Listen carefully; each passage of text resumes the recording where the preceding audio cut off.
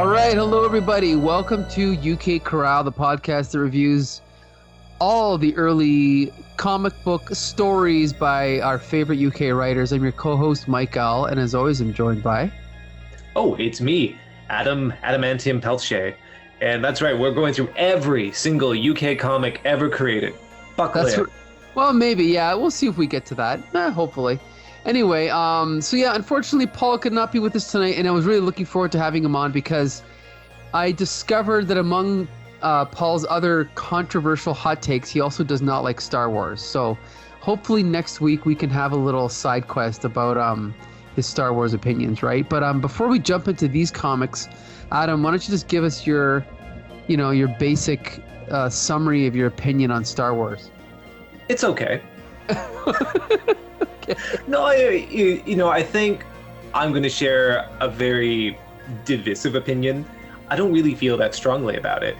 I loved the 70s film when I first saw it as a child, and then I also really liked Empire Strikes Back. Sure. Return of the Jedi was fine.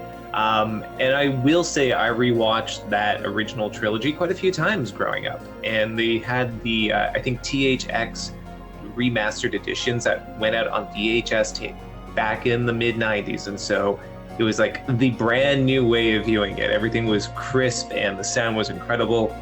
And for me, it was like, this is good. No wonder people are so obsessed with this franchise. And then I got into some of the expanded universe lore, got into video games, and the more the world expanded, the less interested I became in the whole franchise, because I just felt like the core story was there and I didn't need anything more.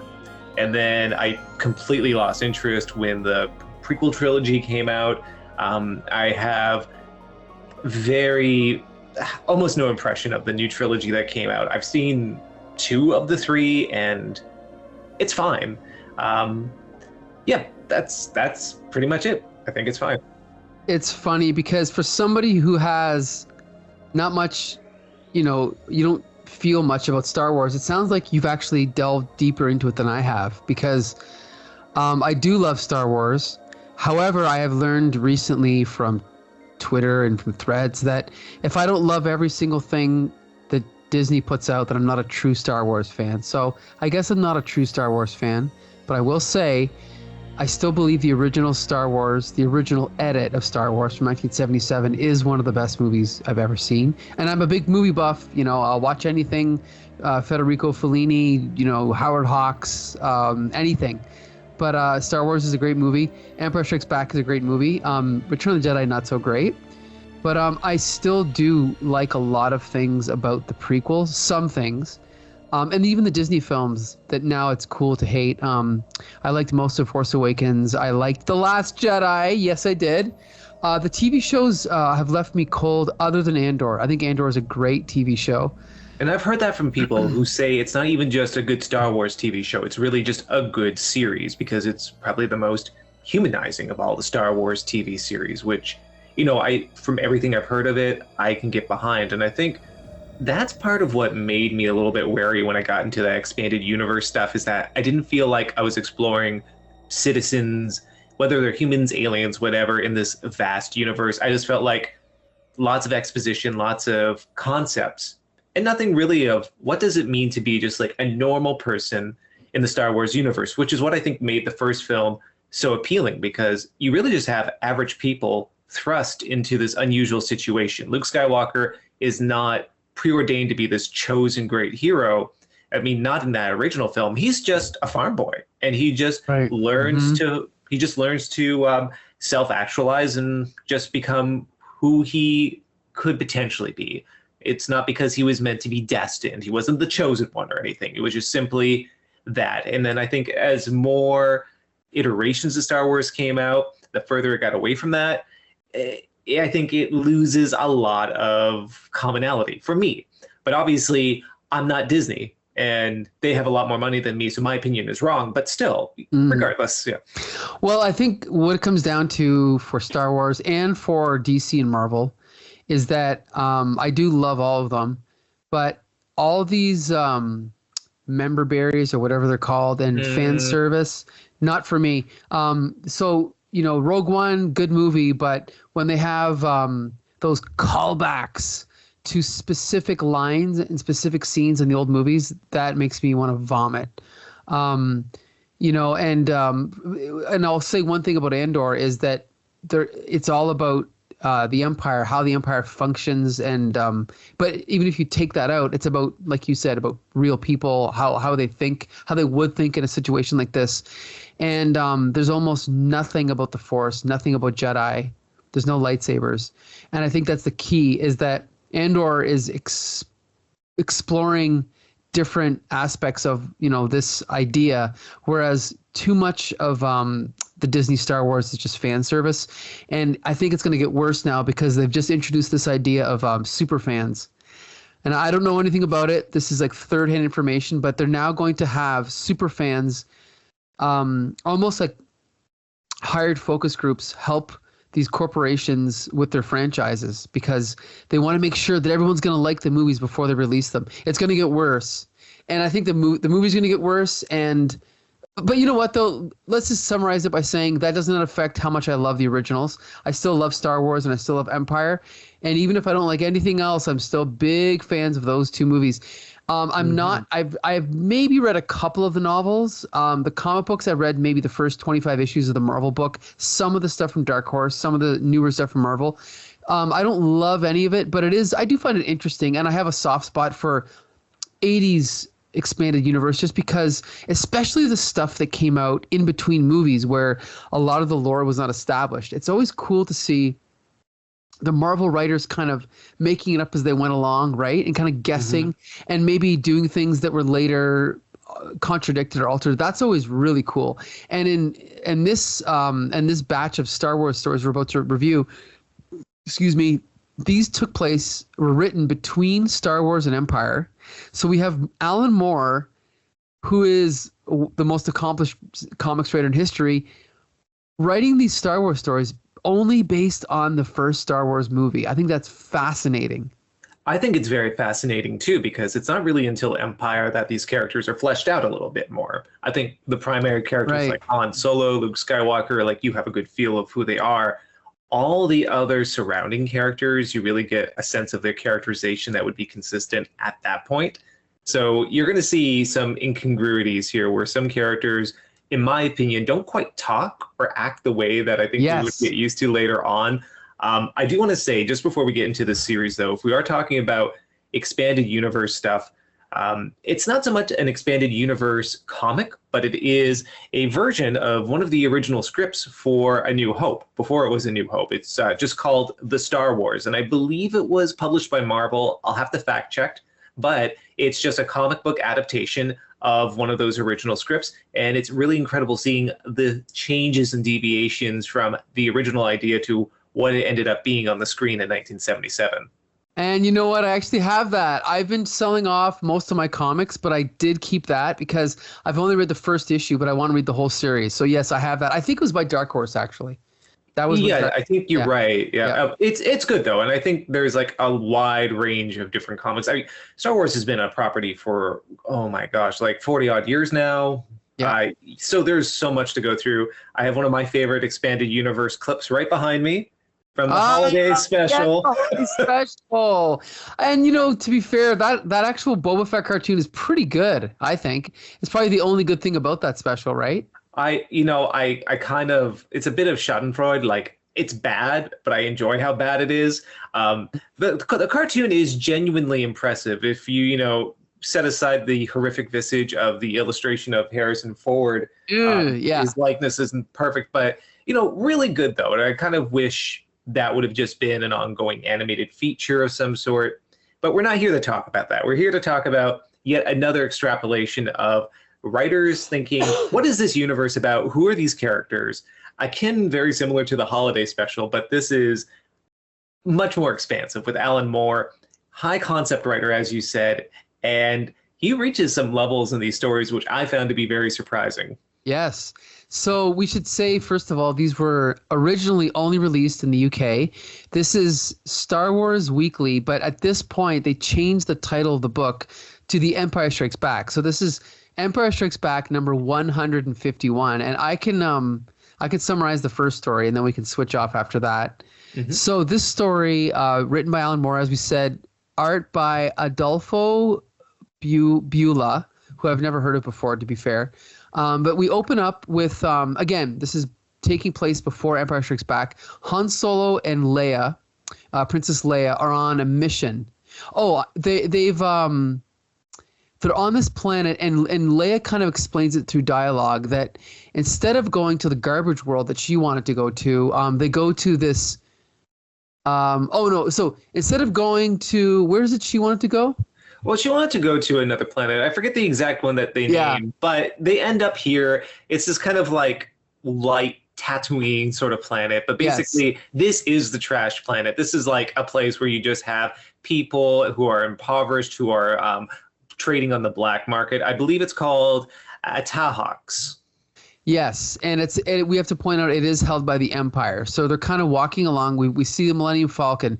Like you said, it's kind of Tatooine light, right? It looks very Tatooine-esque, walking through the city here, or like the town or whatever it is, with people trading and stuff like that, random aliens. So then they jump in their ship and they're flying through space, and we cut over to another group of people who see them on their kind of viewfinder. And they're going after them, and then at that moment we see this again purely Alan Moore sci-fi idea. Han Solo is trying to escape these guys that are chasing after them by going into an asteroid belt, but at that moment, a giant kind of I think it's supposed to be a paradoxical shape in space, but it basically looks like a triangle with like a hole in it. It's like a big gate. And it's meant to be kind of like an Escher sort of esque like shape, right? That doesn't really make sense. But yeah, because they're going into this asteroid ring called the Hell Hole, and these people pursuing it, right? Or Hell Hoop, yeah. I kept on thinking Hell Hole because I thought that was funny, even just using Hell. But yeah, the Hell Hoop. So yeah, these people who work for the Empire are pursuing them. And then they go, both the Millennium Falcon and the Empire soldiers, through this weird anomaly, and then it gets weird. Yes, then it gets weird, yeah. So then this anomaly disappears in space. Again, now we should point out, the first thing that struck me is this is not something you'd see in a typical Star Wars story. This is deeper sci-fi ideas we're dealing with here, right? But basically, Han, Leia, and Chewbacca all kind of wake up on this in this world, along with the people that were pursuing them, right? And so they're confronted by this group of people who call themselves the Five. And we kind of find out that they're like a religious order, and that they've been here. There's like a time kind of dilation thing, right? Like they've been here. Oh, where is it? Centuries. Yeah, centuries. But really, I think from our point of view, they've only been there a little while, but they've been alive for centuries. Or maybe they have been alive for centuries, but it's just shocking in any case when they reveal how long they've been there. And so basically, they're chatting with the other people. It's a little bit confusing, to be honest, because the art is black and white, and I had a hard time telling who is who. Like, who were the bad guys? Who was the religious order? Who were the Five? But one of them is sort of mouthing off to one of the guys from the Five. So he takes out this kind of like almost like a little magic wand, and he uses it to basically vaporize the one guy that was talking back to him, right? So then they decide to take Han, Leia, and Chewie through a menagerie, and we are introduced to this being that is a survivor of he used to be one of the owners of the universe. Like this being's race used to own the universe, you know. Kind of the Five just outright refers to it as a demon. Right. Okay, so yeah, here it is. Wutzak is a demon, a force creature of unimaginable power. It is believed that long ago his kind owned the universe. And what they've done is, this is such a cool idea, they've trapped it inside a shape. And so we see here, it's like a creature made of just energy, and it's trapped in a shape. Again, maybe this is a weakness with the art, and it is cool, but I think it's supposed to be almost like a tesseract, right? Like a hyperdimensional shape that, you know, our brains could not possibly imagine. But it basically just looks like an odd shaped, geometrical shape, right? Yeah, it looks like an abstract sculpture of some sort. I think the impression is it is supposed to be, like you said, a tesseract, something that's constantly shifting or moving. Right. Limitations for the visual medium, but it's still a really cool concept. And yeah, I believe they call it an angle box or an angle trap, pardon me. Yes. And Yes. so that's what basically keeps this Wutzek inside of it. And also, they're going through the menagerie because the one member of the five says, "Oh, we're gonna chain up your ape here," referring to Chewie, because they're not seeing him as a sentient creature; they're just seeing it as a pet. And so they chain up Chewie in the menagerie and lead Han and Solo away from there. Right. Or sorry, they lead Han Solo and Leia away And from there. yes. And so then basically then Han. Oh yeah. So then one of the five starts manhandling Princess Leia, and so Han tries to intervene to protect her, and they zap him as well. Now he doesn't get killed, does he? No. I mean, obviously he doesn't kill because he's in the next movie. Actually, he died. He's a ghost in the rest of the franchise. Yeah. So he gets zapped, and then and so then she's like, so lovely a body. Oh, so she leaves Leia alone, and she says, "So lovely a body should be saved for a dessert," I think. So that leaves the mind. Oh, because they're trying to figure out how to punish her, so they end up zapping her mind basically. So then we cut back over to Chewbacca, who's in the menagerie, and Chewbacca is kind of comes across the creature that's in the shape, and Chewbacca basically is thinking of what to do here, and then decides to release it from this prison. And so then we cut over to another group of people, right? This couple here, who are also part of the five. Yeah, part of the five. Okay. And they notice that the shape, it kind of almost just looks like wire that's kind of just been bent apart. But now that they notice that the creature is missing, right? Mm-hmm. And sorry, go ahead. Oh, I was just gonna say it almost reminds me a little bit of like a telephone tower. Those very integral interlacing lines, but it's like because it's broken, it can no longer shift in that tesseract sort of form. It's just angular abstraction now. But they notice this, and of course, this means Wutzek is out there. Mm-hmm. Yeah, it's great. So then we cut back over to Han and Leia, and what we think is Leia, because Leia is talking to Han, and Leia's like, "They let us go. Let's get out of here." And he's like, "This is too good to be true." And sure enough, it's not actually Leia. It's one of the five, right? Who is kind of like disguised himself as Leia. But then at that moment, Chewbacca comes in and hits the guy over the head. But then one of the guys zaps Chewbacca with the magic wand again. And then as they're all kind of arguing with each other, all of a sudden the what's the creature called again? Oh yeah, the Wutzek appears out of nowhere and basically decides that and this is what's kind of eerie. The Wutzek ends up killing all of the five, but then it says, this is like so freaky to me. It looks at the Han, Leia, and Chewie and says, "Ah, my noble rescuers, should I kill you too, perhaps? I have not killed in a long time." "No, perhaps not. Gratitude is foreign to me, and yet this day you have done me a great service, me and those who came after me." Just that line is like so creepy. "Should I kill you too?" Bruh. So anyway, it lets them go. They jump into the Falcon, and basically they fly off and they get away, and that's the end of the story. And I have a lot to say about it, but I really enjoyed this. This is a short. It was only 16 pages, but I really enjoyed it. What about you, Adam? I think reading this through, I was feeling this seemed inappropriate for Star Wars because Star Wars is a big, adventurous space opera. It's all about bad versus good, the forces of light versus the forces of dark. Like it's very polarized, very like storybook in that way. And this is dealing with such high concepts. I realized when I finished the story, I kind of wish this was a Star Trek story instead. Because these sort of concepts and stories are more familiar with that Star franchise than this one. Interesting concepts. I will say it's very intriguing that at the very end, they see this abstract shape, the one that they went through in the Millennium Falcon originally, explode, showing that Zach was capable of destroying this whole thing, and who knows what other powers and capabilities it has. And this is never brought up again at all. Like something so monumentous as this being that can seemingly just destroy stuff by will. You figure they might want to bring this up to people, but it's one of those incongruities where you write outside of canon. I understand. It was kind of strange that way. I liked the concept, but I think the execution left a bit to be desired.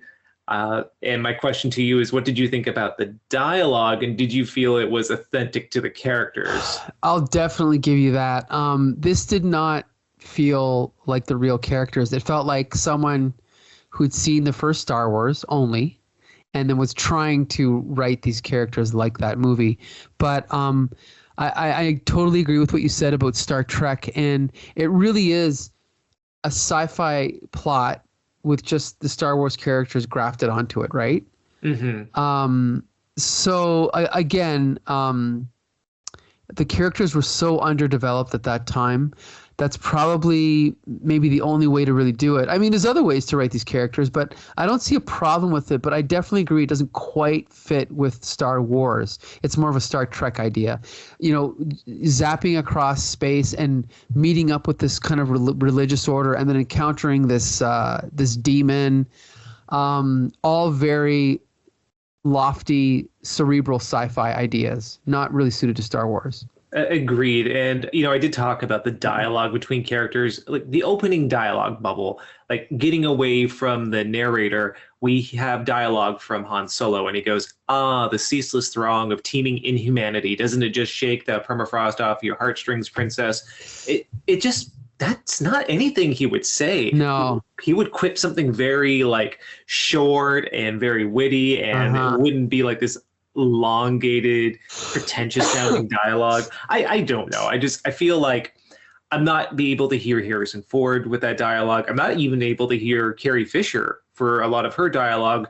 They get the dynamic. Moore gets it, that they're sort of like this quippy, bantery sort of couple, that there's this like tension going on between them. So he gets that part. It's just they don't sound right. And because of that, it's not a bad concept. I just kind of feel like maybe Alan Moore had this basic story mapped out somewhere, and then he was offered to write something for this periodical, and he thought, well, what do I have in my backlog that I can end up just like editing to fit this? Sure, that's probably it.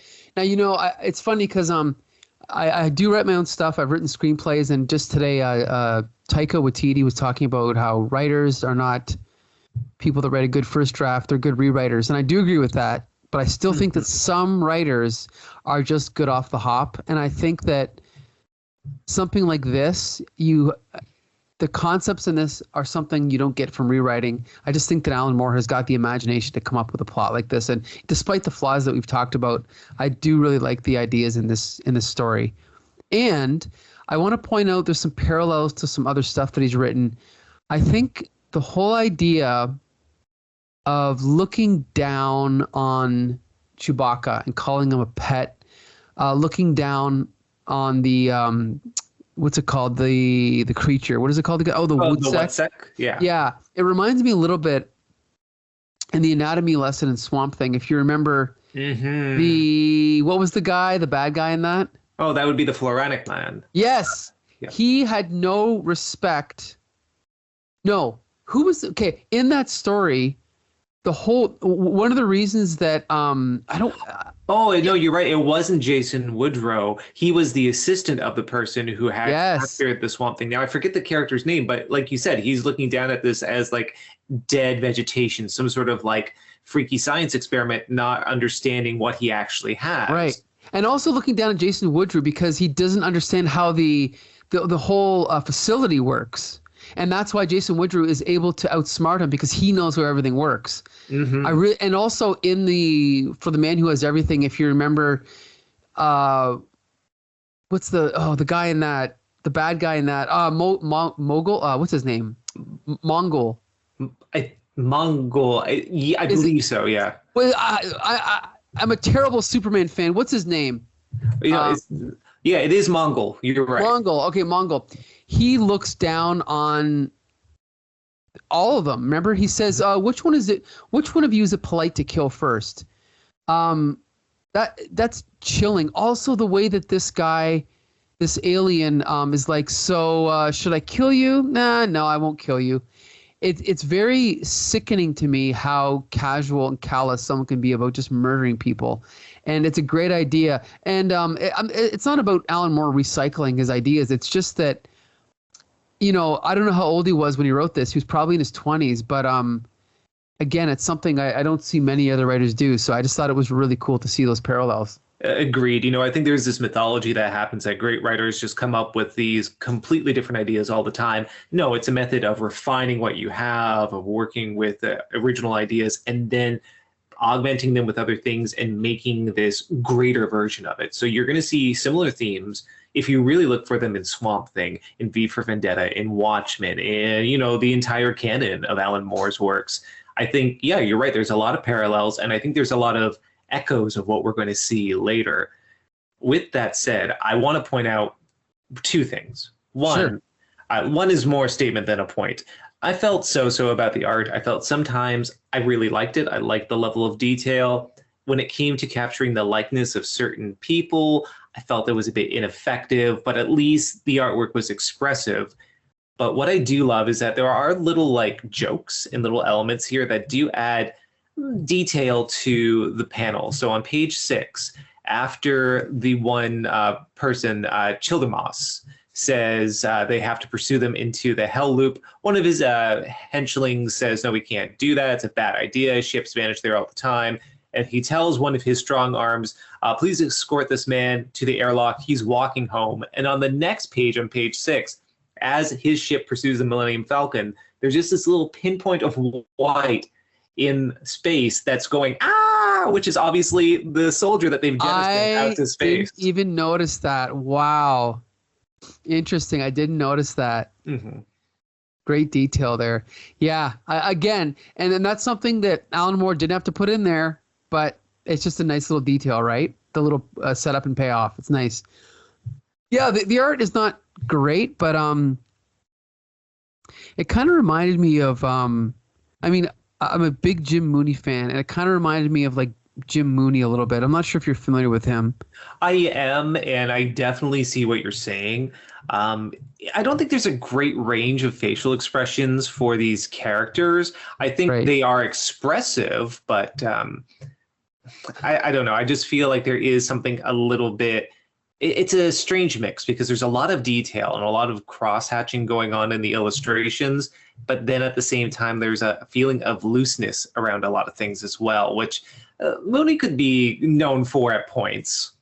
I think the thing is if you look at this page, it's very much in the tradition of Jim Mooney or even Kurt Swan, where it's not Kirby-esque, it's not action-packed. People are kind of just standing around. And if you notice here, it's a lot of shots of people. That's medium shots of people. So it's not like the camera or the viewer is swinging around and getting wildly different angles. It's more, I guess, old-fashioned, and it's not my favorite style of art. But I think it's fine though for this story. I think it works. Yeah, it serves the story absolutely. Okay, so now we're gonna jump to the next comic book here. This is from Empire Strikes Back, number 154. And Adam, yeah, this is a name that I'm gonna have a lot of trouble pronouncing. It's Tilotny, I believe. Tilotny throws a shape. Yeah. So, do you know who Tilotny is? Was there any reference to this character before? No. I don't think so. No. Okay, well, this is a very interesting and again a very, I guess you could say, ambitious story told by Alan Moore. The illustration is by John Stokes, and I'm not sure if you're familiar with their work at all. No, are you? No, this is my first exposure to their work. I'll get into my thoughts on the artwork in a bit, but basically we open up in media res, where we just have Leia running across this desertous planet away from stormtroopers. She trips and she sprains her ankle, and when she goes to see what she tripped over, it's the helmet of a stormtrooper. And she's a bit confused because it looks pitted and corroded as if it's been there for centuries, which is impossible since the Empire hasn't existed for that long. But regardless, it doesn't matter. She sees she's still being pursued, and so she makes her way through the desert. And then on the next page, it gets weird. We have this strange celestial fairy-like entity, Right. Tilotny. And I guess you can, yeah, I think like a celestial being is kind of the best way to describe it. It's saying I threw a shape, which is indicating that it created some sort of matter or some sort of universe. And it's claiming it invented life and it invented matter. Now, these other celestial beings and entities appear next to Tilotny and say, no, you haven't done it. That's not original. There's one that's kind of a, it looks like the sun face from the cover of that one Sublime CD. Okay. Horless. And basically, they just have this big debate about, was Tilotny actually able to create this world and create these entities? It intersects, though, with Leia running away from the stormtroopers, and she catches up to these celestials who are just floating in midair on this desertous planet. She doesn't know what to make of it. Neither do the stormtroopers that pursue and catch up with her. Everyone's freaking out, not really knowing what's happening. And one of the stormtroopers is claiming that he's going to shoot just to disrupt these entities from getting in the way of their pursuit of Princess Leia. So she zaps this stormtrooper, turning him into this angular diamond entity, like making him pure mass, which is a very interesting thing and very horrifying. In fact, this particular story has a lot of elements of body horror, because in addition to this entity doing that to the stormtrooper, it also solidifies Princess Leia's heart into diamond, and she dies. Yeah. And just keep in mind, this is not a kind of soft death. Like, she outright dies because of this in this story. Now, I love that Tilotny is going on this sort of rant as she's doing this and talking to these other Celestials. And as they're engaging this banter, there's two stormtroopers remaining, and the one goes, "Back away slowly. Maybe we can still get out of here." I just love that. It's a really great human moment. But catching sight of them, Tilotny fuses them into one being. Again, a very sort of like Carpenter-esque body horror element happening there. You don't see a lot of what's going on, but you see this mangled outline of this impossible body with these different limbs siphoning off of each other. It's just incredible.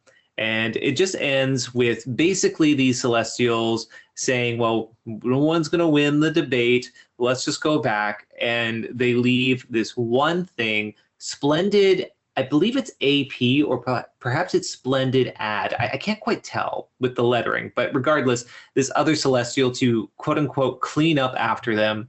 So it reverts everything back to the way it was, but it has limited abilities. So it did it to its best extent, which means Leia is resurrected. Her heart is turned back to flesh, and she wakes up on the planet. But the stormtroopers, while they're resurrected, they are back 1,000 years in the past. In fact, one of the stormtroopers, and this is a really interesting reveal, he goes, "The stars, they're all wrong. I'm a navigator. And those two constellations haven't been in that configuration for 8,000 years. And that's when they realize they've been in the past. And that is the reveal of the Stormtrooper helmet. It has been from those time-displaced Stormtroopers. That's what she tripped over. So Leia's able to escape. And that's the full cyclical story. What a weird, ambitious, and strange sci-fi tale. Yes. And again, Alan Moore's done stuff like this before. He actually wrote for a series called, I think it was called, Time Twisters or something. I think it was an anthology series where every single story was a time travel story. And this is probably the type of thing where he probably had the idea first for, she comes across stormtroopers. Well, how can they possibly be thousands of years old? And then he came up with the rest of the story. So again, it doesn't really fit into the Star Wars milieu, but I still think it is a good story. I have read time paradox stories by him that are better than this. And, he is my favorite writer, but there's a couple of bits in here that I don't think, like the ending. The dialogue to me from the Stormtroopers is not 10 out of 10 Alan Moore. When the guy's like, those aliens or whatever they were are gone. And then the other guy's like, and the stars are all wrong. I'm the navigator. And those two constellations haven't been in that configuration for 8,000 years. I don't care how familiar you are with star patterns. I just can't see someone being that instantly able to go, oh, we're 8,000 years in the past.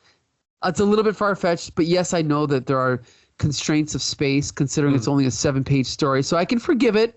And it's aimed at a younger audience, so I can forgive it again. But overall, once again, I do think it's a good story. What do you think? Again, I think this would be even better if it was a Star Trek story, because I think it has more of those elements in there. They already have sort of universal, like, celestial beings that can change atoms around and manipulate matter just by will. We don't really have anything like that in the Star Wars universe, officially, I guess, by whatever the new canon is. Even at this point, the Force was just really, it was very vague what it was, but essentially it was telekinesis with some degree of psychic powers. And it was about being able to manipulate your environment like a wizard or like a psychic. And here we are seeing these beings that are completely above that sort of mythology that's already been established. And I guess I just feel it's outside the scope of the universe. It's a really cool concept, and I love that twist. As you said, I think it echoes a lot of what Moore would do later on. Even with Dr. Manhattan's segment within Watchmen, I hear a lot of that sort of time displacement occurring in the story within the dialogue and the sort of machinations of that volume of Watchmen. The dialogue's not great. I think maybe Alan Moore never actually watched Star Wars. Maybe he just got like a production book on it, because it seems like the characters don't really act or talk like it. Especially the stormtroopers, they look up at one point and go, "By Vader's eyes!" At yeah, I agree. There's like little corny elements like that. And I guess my only other issue to talk about, well, we'll talk about the art in a moment, but I really just want to talk about, as you said, this is kind of aimed at a younger audience. Perceivably, it's for children, and yet it has so much strange body horror in it. Princess Leia outright dies. It's just one of those things for me, and I'm not about censoring or preventing youth from being able to see more mature stories, but I question, was this for children to read? Was this for an older audience? Because if it's for an older audience, there's some mature ideas, but it's kind of stymied by some lackluster dialogue. I just feel like it's not finessed enough. You know, the one thing I'll say is, from my limited knowledge of UK comics, I do think that they are more... they deal with more adult content than like American kids comics do. And so, you know, based on mostly what Grant Morrison has said. So I do think that maybe the readers are just used to, you know, coming across these types of ideas. I do think that there's some pretty heady concepts in here. And I do like the fact that the story is called, what is it? Tilotny Throws a Shape, because that's the title is, to me, from the point of view of these godlike creatures who are so advanced that Leia and the stormtroopers are just like insects to them. And the way that they're able to manipulate them so easily is, again, just frightening, and also a very Alan Moore-esque idea, which I think is great. I agree. Yeah. There's a Lovecraftian sort of element to that, for how small and insignificant these humans are. Right. That's brilliant. You know, it didn't need to be a Star Wars story, but regardless, it's still interesting. But I'm curious what your thoughts are on the art. The art is not, I don't know. It's not quite as appealing, I guess, as the last issue, but there is some creativity in here. When this alien is flying around here on the second page, that's a nice shot there. There's some really creative depictions of like the aliens, and like, yeah, like even the texture of this goddess's hair. I'm not sure how the artist did that, but that there's some pretty cool things going on there. Again, like back in these days, there was no Photoshop, so they might have, I don't know if this was Zipatone or one of those other weird things that they had back then, but there's some pretty cool stuff. And the more I look at it, actually, the more that I analyze it, I actually like it more. Like, if you can see my cursor here, you can't see what I'm looking at, but at the bottom of page 6, like, there's some really cool textures here. in the background behind this goddess that I think are really creative. What do you think? Oh yeah. Even when you go to the next page too, and it's that first panel where you see the stormtrooper that's been calcified into the sort of abstract crystal shape. Yeah. There's one of those celestial beings that is just like this weird permutation of all these abstract shapes and lines, which I do love the concepts of how these celestials look. They're just not all anthropomorphized. With that said, I'm noticing a pattern here where the human figures are not drawn with that much detail. It's almost as if the artist was very bored by it, but they were very intrigued by these more, for lack of a better term, like psychedelic looking entities, which, Sure. to be honest, that is the appeal of the art in this one. Those are the best aspects of it. Agree. Yeah, for this, I think there are just portions where the art is fantastic, especially when it does come to those strange celestial entities. And then when it comes to the human figures, I just feel it's basic, but there's still great detailing, even on the first page, showing sort of the grains of sand on this planet and the plume of dust that erupts under Leia as she trips. There's really good stuff there, but I just feel it's inconsistent. Maybe that's my only hesitation about really recommending the art in this issue. Agree. And there's also on the bottom of page 4, the first page of the story, a creative use of something that maybe Jim Starlin would have done in the 70s, of the large sequence split up by 3 panels. You see Leia walking from one panel to the next. I think that's really cool. I love that type of thing. Yeah, I think this is better than the first story we've read. I like the concept more, and I think it's less reliant on the Star Wars universe. It just happens to be there, which I think is the strength of this particular one. Right. Okay, so now we'll jump to the next one. And I'm doing this one, right? Yeah. If you would like to. Now, this one is from issue 155. Now, this one is called Rust Never Sleeps. Named after the Neil Young album, of course. Mm-hmm. Okay. Oh, yes, this one. Okay, just a second here. Actually, do I remember this one?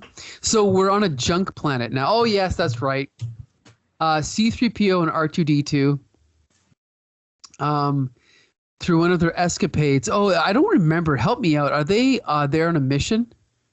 Yeah, they're on a mission. So they're part of this, like, I guess, huge stockpile of droids that have malfunctioned that's being deployed onto this planet because apparently the Empire is going to try to take over this for resources, for mineral resources. So they're there attempting to warn any life there that the Empire is going to be doing this. Right. And so, wow, there's a lot of dialogue here, and I have a really bad memory, so I don't remember what happens here. If you remember, go ahead and jump in, Adam, because I don't remember, and I just read this like 2 days ago. Well, you know what? I'll do the synopsis for this one, and maybe you can do the next. But, sure.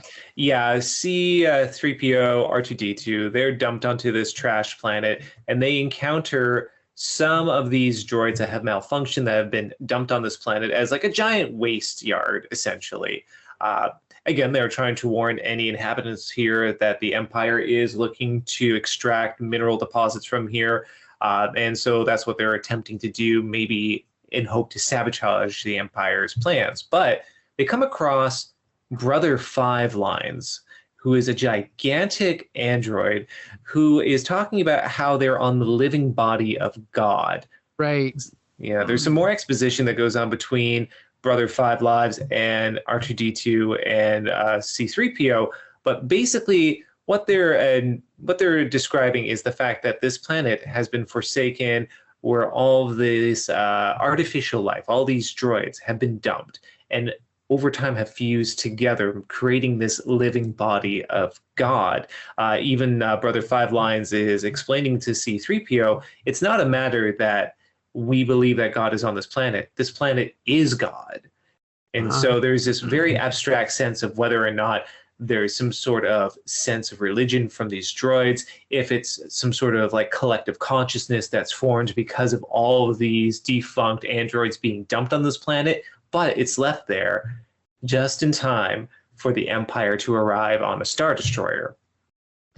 So what happens are, of course, a whole battalion of stormtroopers exit the the Star Destroyer, they go about talking to each other, saying how they're trying to find these mineral deposits where they can set up the gougers in order to perform this extraction. And they end up encountering Brother Five Lives. Of course, one of my favorite lines, one of the stormtroopers looks at him and goes, "Huh? Vader's eyes. Will you look at the size of that?" Mm-hmm. They're really Vader's trying to eyes. do something with Vader's eyes. Uh-huh. Mm-hmm. But then Brother Five Lives goes, "Size is not important. Only soul is important. Ronyards wishes you no harm. You may go in peace." And just because I haven't said it yet, Ronyards is actually the name of this planet and also the name of this deity that this collection of androids worships. Well, the stormtroopers are having none of this. One of them says, "Well, boys, you haven't had target practice lately. Have at it." And this is very unrealistic. Stormtroopers have actually hit something with a laser gun. That never happens. Well, I know. I think this was before it was established in social media that stormtroopers always miss, but whatever. Anyway. Whatever. We'll give creative license to more. Yeah. So Brother Five Lives is disintegrated by the stormtroopers. And there's some great exposition here that occurs through these dialogue sections from Moore. And you really get the sense of his prose maturing at this point. They say the God of men sees every sparrow fall, but there is no divine being to watch this brutal and most bitter sacrifice, for the droids have no God. Have they? And at that point, the planet basically starts whipping around. It shoots bolts out of metal girders, attacking the stormtroopers like a hail of bullets. These cables and wires start wrapping around them like tendrils, and in the end, crush and destroy these stormtroopers, showing this sort of wrath of God mentality from this planet. And what happens at the very end is that the stormtroopers are eliminated and the planet settles down with all these droids looking on in awe of what had just occurred.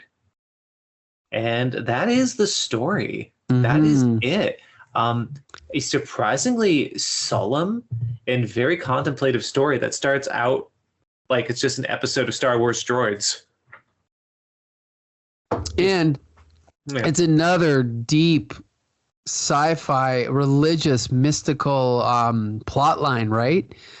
Something we wouldn't expect R2 and C-3PO to get kind of stumble into, but even though I didn't remember it, I think it does. I think it is a good story. And again, even if any of these stories are not great, I totally respect Alan Moore for even approaching these concepts, because I've read the 80s Marvel series, and it doesn't come anywhere near this, in my opinion. So here we go. This is early Alan Moore, and he's writing stories that are kind of filling in the gaps between the American reprints. And I think so far these are all really good. So again, is this a story that he probably just had in the back of his mind and he stuck the Star Wars characters into? Probably. But at least the concept of the god on a planet of robots ties in with the fact that these two characters are droids, right? So at least that works. What do you think? No, I agree. 2 points. First, it's the first story that doesn't feel at odds with the established lore, in the sense of it's not seeming beyond the scale of what's already been established. You could believe that this planet had some sort of consciousness, or maybe there was a collective consciousness formed by all these droids being dumped there, but it doesn't really matter. And I don't think it makes it seem any more, how should I say, not larger than the concept of the Force or anything else introduced in the Star Wars universe by this point. It seems like something that could conceivably happen. The story itself also, again, has echoes for other types of stories that Alan Moore ended up writing. There was a very famous Green Lantern backup story about a bounty hunter that was going to go attack this one Green Lantern, and he realized when he landed on this planet and he searched all over for it, the planet itself is the Green Lantern. Yeah, so that's a great twist. But there's also these philosophical elements where these people dispose of the droids because they say, unlike people whose flesh is weak and bones bend, droids can be used till they're disposed of. They don't have feelings. They don't have souls. And this is a very sort of Blade Runner-esque rumination on, well, is that true? Is collective consciousness, is this like belief system in and of itself enough to imbue something with a soul? It's surprisingly heady for something that begins with a pratfall for R2-D2 and C-3PO, but it gets away from that sort of childish humor very quickly into something a lot more contemplative This is definitely one of the best of the batch, and I think this is where I've talked about how we're seeing Moore's style mature. There's still some clunky dialogue here and there in the story, but I think this is the first truly mature Alan Moore story that we've seen out of this batch, like fully formed. Yeah, I think I agree with that. Again, just it's unfortunate that this. I don't think it was ever printed in the United States until only recently, maybe in the last few years, but kind of a hidden gem. And I didn't even know these existed until a few years ago, these Alan Moore Star Wars stories. So I'm certainly glad that we're able to read them now. And yes, I do think it is really good. He deals with some heavy concepts here, which I think is interesting. Okay, 2 more to go. Now we're going to talk about Empire Strikes Back, number 156. Let's see here. Hold on a sec here. Ah, yes. Okay, so this one we are dealing directly with the character of Darth Vader, who he's playing a form of chess, right? Mm-hmm. With this alien that looks kind of like an octopus, like in a little bubble, right?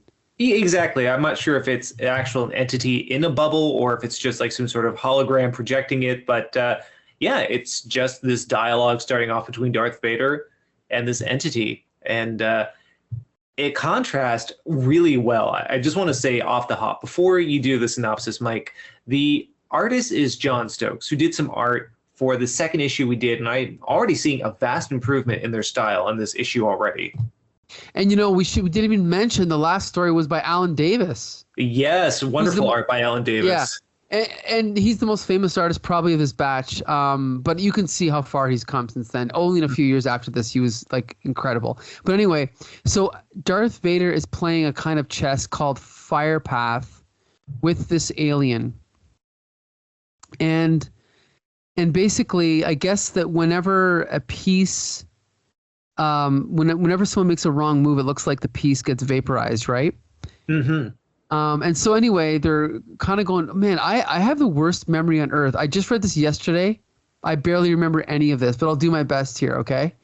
So they're going back and forth, and then they cut over outside the Hive Palace to a stormtrooper and another stormtrooper. Now, I got to point out how cool this is for Star Wars lore, because at this point, we never, ever saw stormtroopers without their masks on, right? Mm-hmm. So that's just even cooler right there. Then you talk about, Vader's eyes. Now, now we've got another expression here, colder than a Jedi's eyes, which is cool because from the point of view of the Empire, the Jedi's are the bad guys, right? I do like that turn of phrase. To me, that makes more sense. Yeah. Yes. Very cool. So anyway, of course, I don't remember what they're talking about, but they come across a stranger, and look at this. Who in the devil stars? Another expression, that we've never heard before. Not as much a fan of that one, but no. Yeah. So out of the rain comes the skull stone of the Vindicators at his throat. He is a mutant, an empath. He sees the blight in the souls of men. So again, this is sort of like I don't want to say a stock sci-fi character, but we're outside Star Wars lore here. We're just going into sci-fi lore here, just like general stuff here. Mm-hmm. Oh, and so okay, just a minute here, if I can remember this because I have such a bad memory.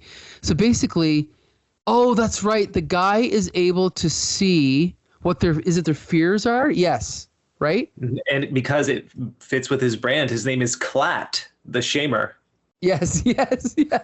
And so he delves into the stormtrooper with the helmet. He goes into his mind, and he's like, Kobal's world. How could you know about that? Oh, Lord, those children, I killed them. And I have to stop and say, again, it was not done in the movies until The Force Awakens, humanizing these stormtroopers. Maybe it was done in the novels. I haven't read the novels, but it's a great little moment right there, I think. And then we see the guy envision, like kind of having like a vision of all these people that he's killed. He's like, no, I didn't mean to. And then he falls at the feet of the mutant, and he's like, what ails you, butcher? Does your body count return to haunt you, right? And so he basically, the stormtrooper realizes the only way he can deal with it is to kill himself. So he takes his laser and he turns it around and he shoots himself dead. Wow.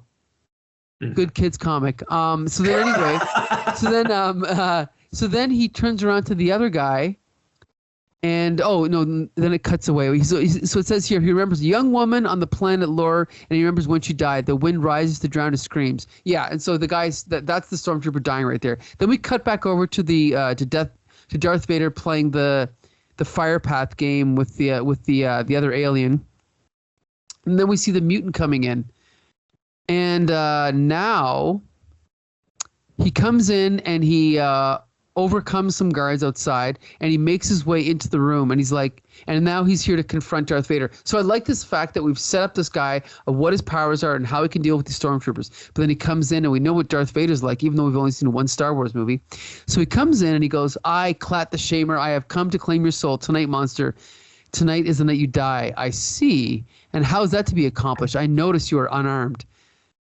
That's solid dialogue. Anyway, and he's like, he explains to me what he's going to do. And he's like, well, I know what, he's trying to guilt Darth Vader and make him feel shame. Do you feel it, Vader? Do you feel the worm of conscience as it rises within your gut? Do you hear the screams of your victim's monster, the thousands who died in your despair and agony?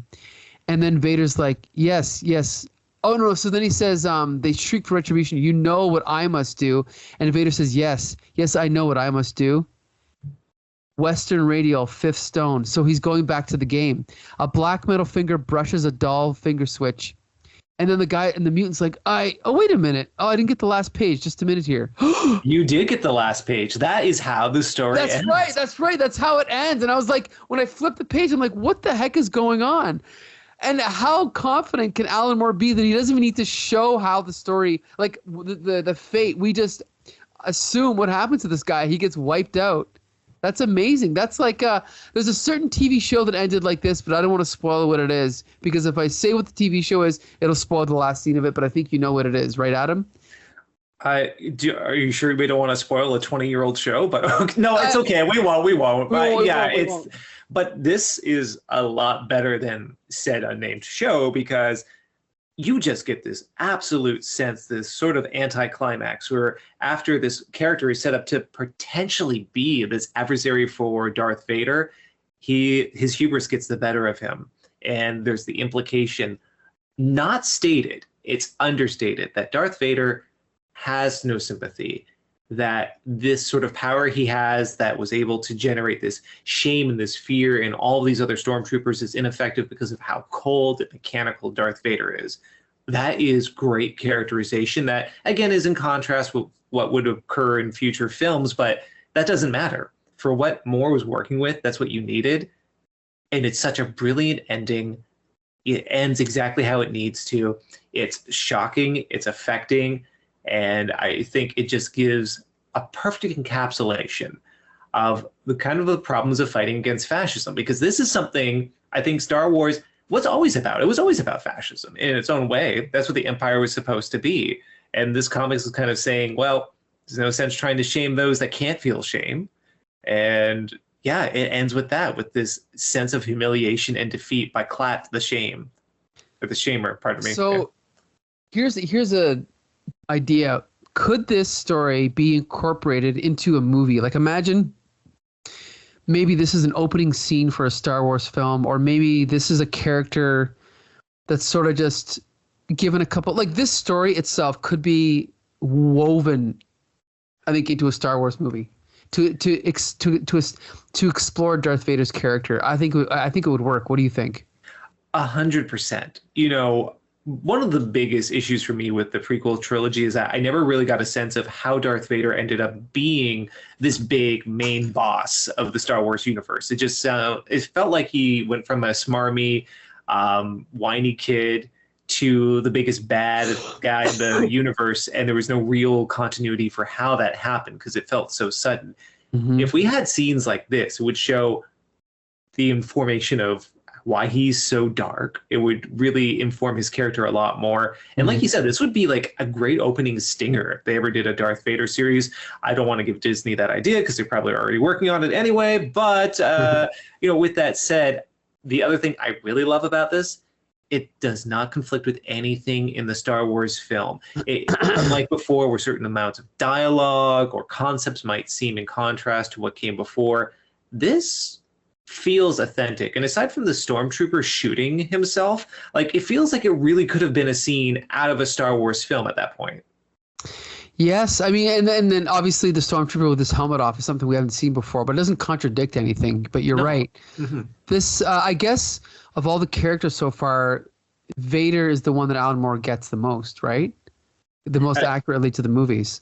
Absolutely. It's pretty interesting too, because I did bring up fascism, because that, I think, informs the early depiction of what the Empire was supposed to be, certainly in that first film. And also Alan Moore would go to write about that pretty extensively throughout his bibliography, especially in V for Vendetta. And I'm seeing a bit of parallel between the type of storytelling in this particular short and what would happen in V for Vendetta, which is why I was really emphasizing that.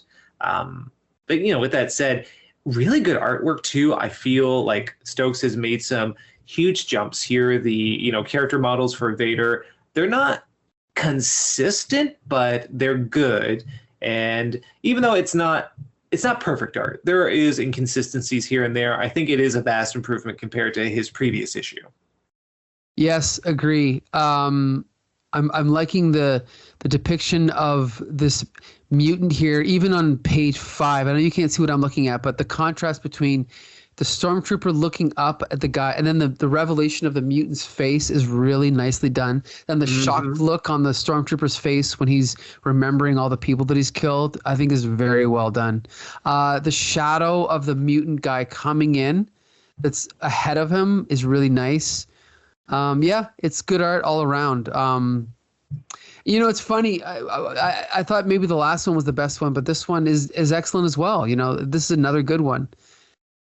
Anyway, I don't know what to say, but so far I like all of them. So let's just we got one more to talk about.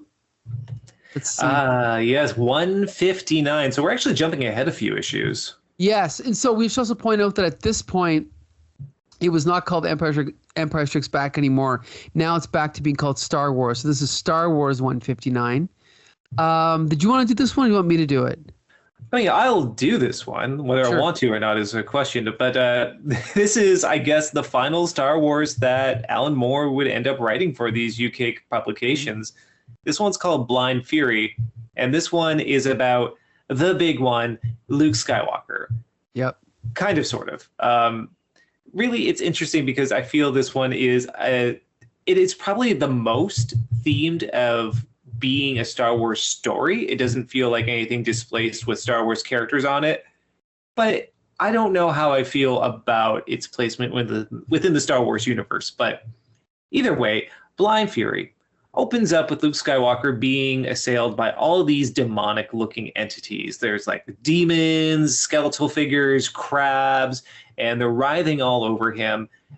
He is covered. In fact, his face and his eyes get covered by the hands of one of these entities. And he goes, well, it's funny that I should end my life the same way it began my life as a Jedi, in which it cuts to him being blindfolded, practicing with one of those little droids that was shown in A New Hope that he was practicing the lightsaber with. Yes. So that is an interesting callback. It's not that scene specifically, but it is an homage to it. But during this practice, he ends up hearing his computer that is giving him a distress signal. And this distress signal is coming from a planet that he's familiar with. He flies there in his X-Wing. And I also have to say this planet is really crappy. It makes Dagobah look like a 5-star hotel. Mm-hmm. But regardless, he goes there trying to discover the source of this distress beacon. He thinks he sees somebody that could have possibly sent the message, but it's actually a throng of these thriving, undulating entities, and they just jump on him. He's feeling encased by them, and then suddenly they're gone. What in the force have I walked into here? So, Alan Moore, you're back at it again. But anyway, he gets up and he walks around, hearing a voice saying, "Welcome, Jedi. Welcome to the halls of your damnation." There's a pretty cool sequence here where he's going through this narrow passageway. He's using his lightsaber as a torch to light his way. But then there's some universe building stuff that gets a little wonky. He comes across what he calls, I believe these are prisms. What are they called? Soul snares, which, according to him, are capable of holding a life force for all destiny. No idea what the hell that's supposed to mean. But anyway, I guess it's not too important because he drops it, goes into another hallway where there's a bunch of skeletons with supposedly Jedi armor on them. And it's very Conan the Barbarian, the sort of aesthetic of his armor, like very at odds with the sort of, I guess you could say, proto-steampunk look of what a lot of the garb in Star Wars would end up being and was in that first film. But, regardless of that, he continues going through this cavern with these various demonic-looking statues until he reaches a door where the voice he heard is welcoming him into this room. And what welcomes him in is this gigantic pyramid with a figure within it. The figure says, "Behold the vengeful remains of Rur, High Shaman of the Terrible Glare." And he's pretty bright. So yeah, I'm sure there's a glare going on. But he's basically this desiccated zombie-looking fellow. Apparently he belonged to this race that was adversarial of the Jedi, and they had this incredible war that happened thousands of years ago. But what happened, because of the way the Jedi and this glare population was expanding or deviating across the universe, making these little pocket civilizations, Roar basically said, I'm going to upload my consciousness onto a computer, and that way I will preserve myself to battle the Jedi forever.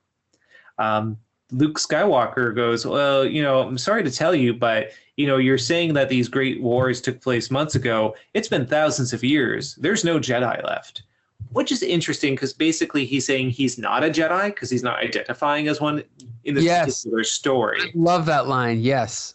Very fascinating. And it does give this sense where he doesn't feel like he's earned the right to call himself a Jedi, which I think may implicate that this is pre-Dagobah, pre-being trained by Yoda. But, there's a lot of inconsistencies with the lore in this story anyway. Getting away from that, basically, you have the whole malfunction trope that happens where this entity goes, thousands of years, my sweet revenge, my plan's all gone. The entire cavern begins to self-destruct and explode behind Luke Skywalker as he makes his way out, and he stares on in a contemplative moment, looking at the flaming remains of what was once the great enemy of the Jedi, destroyed by its own hubris. And that's the end of that story.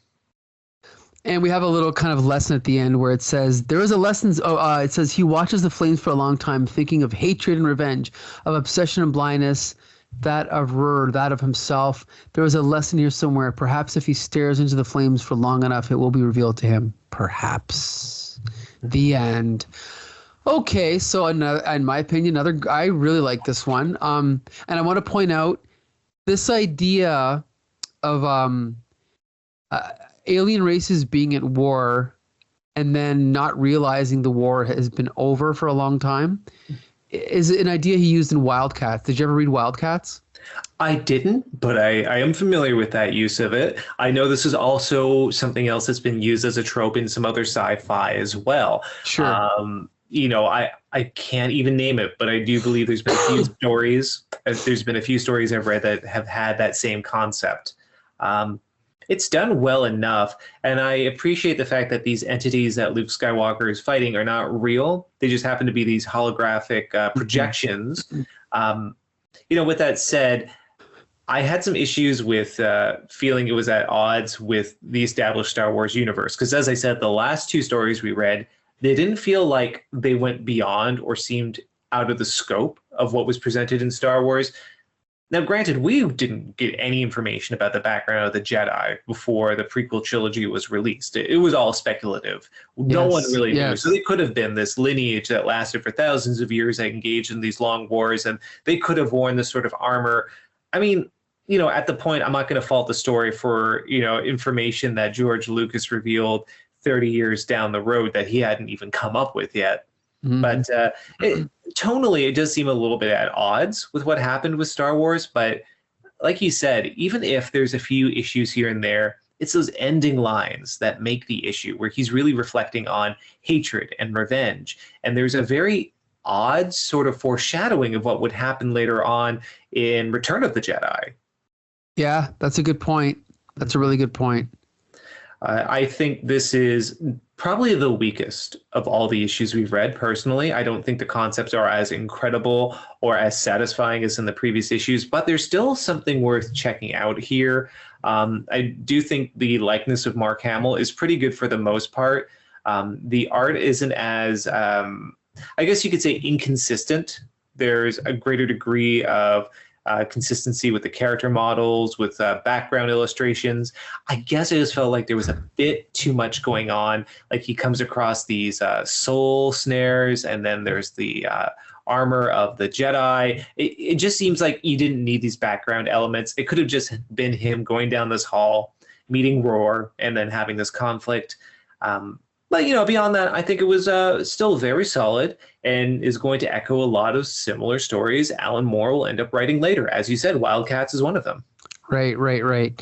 So, yeah, it was kind of an odd one, but to be honest, as I was looking at these panels again, because I keep saying this, but I've read so many Bronze Age comics in the past few years that have made me so jaded about American superhero comics, but just reading these pages, it just brings back my love of comics and why I love reading comics. So even if this was the weakest one, some of these pages I really enjoyed. And like you said, it does have more of a Conan the Barbarian feel with these skeletons that he comes across.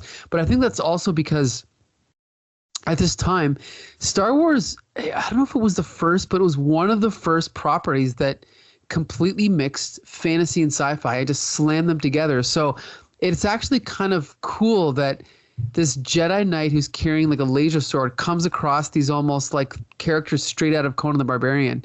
There's something charming about that, right? It's got that naivete of the early 80s, I think, that's kind of interesting, I think. No, because it is a marriage of space opera. It's with, of course, high fantasy, and then also a lot of stuff that you'd get, for example, from like Kurosawa, because a lot of the original Star Wars was taken from the, I believe it was the Hidden Castle was the film that it took a lot of Hidden Fortress. Hidden Fortress, right. So yeah, so I love seeing that sort of incongruity that manages to mesh. It's interesting though too, because this issue was published in '82, and so that would have been, I think, just right before Return of the Jedi came out, because that was '83, wasn't it? Yes, it was. You're right. Yep. Yeah. So for me, I find that very interesting that this is preceding a lot of the themes that would happen in that film. I'd even argue to an extent, maybe it touches upon that a little bit better than how it did in that film. But, that's one person's opinion. Sure. I thought this was an interesting deep dive. And, for Nice Guy Paul, when he comes back, I know in our last conversation he said he didn't care for Star Wars. He doesn't like big laser battles. He likes to have his sci-fi to be a little bit more psychological, a little bit more philosophical. And for me, I think this would have been a really excellent point for him to get engaged with this IP, because here are some very contemplative philosophical narratives that have nothing at all to do with big flashy battles and like very clear good guys and bad guys. There's something very different going on here. I agree 100%. And I remember, I think it was Rich Evans from Red Letter Media said that he didn't think that Star Wars was capable of telling different types of stories, but I think a show like Andor, which you haven't seen, has proven that you can tell any type of story. And I think these stories prove that you can. These veer a little bit far off sometimes, but if the characters were more in line with their characterization in the movies, I think these would fit better. And it just proves that a good writer can do anything, I think, with a franchise. So yeah, there was a collection I remember reading. As I said, I was really getting into Star Wars younger, and a lot of it made me feel a bit disillusioned. But there was a short story collection that did not focus on any of the main characters. All it did was look at different characters around the Star Wars universe and follow these kind of like these stories, these exceptional sci-fi concepts within the universe itself. And I always remember this one story where this person is trying to stop these poachers from attacking these gator-like creatures on this one planet, and he's trying to figure out what's so exceptional about these creatures, and it turns out they actually, from what he's able to tell from their behavior, are sentient. And so he's realizing, oh, they don't want to use these as trophies. They actually want to capture them for indentured servitude. And I just remember being really struck by a story like that and thinking, this universe is capable of really interesting storytelling. It isn't just going to be space operas and laser battles. And I think I'm bringing that up as an example of another case where this universe is capable of some really interesting stories. I think Andor is one of those things where I'm probably going to watch it. And I have not said that about any Star Wars media in 20 years. I actually want to go out of my way to watch it. So I think these are great. And I would just highly recommend them. Keep in mind, it contradicts so much of the established context of all the films that have come out in the last while, but that doesn't matter. They're excellent stories. Agree. So yeah, I'm really glad that we read these, and I'm glad that they're available now in reprints in North America now. So if you can dig these up, they are kind of hard to find, but they are available. And of course, all these stories have been wiped out by Kathleen Kennedy, so they never happened. So it doesn't really matter now. I don't know if you, but anyway, that's neither here nor there. But guess what? Next week we are going to revisit another somewhat popular media franchise called Zoids. We're going to talk about the second batch of Grant Morrison stories from Zoids, because there's more to come from that. I don't know if you knew that, but yes, there are more Zoid stories. So. Oh, Zoid, I can't wait. Yeah, there you go. So be sure to join us next week, and hopefully Paul will be joining us. So thanks again, Adam. Until the next time, see you later.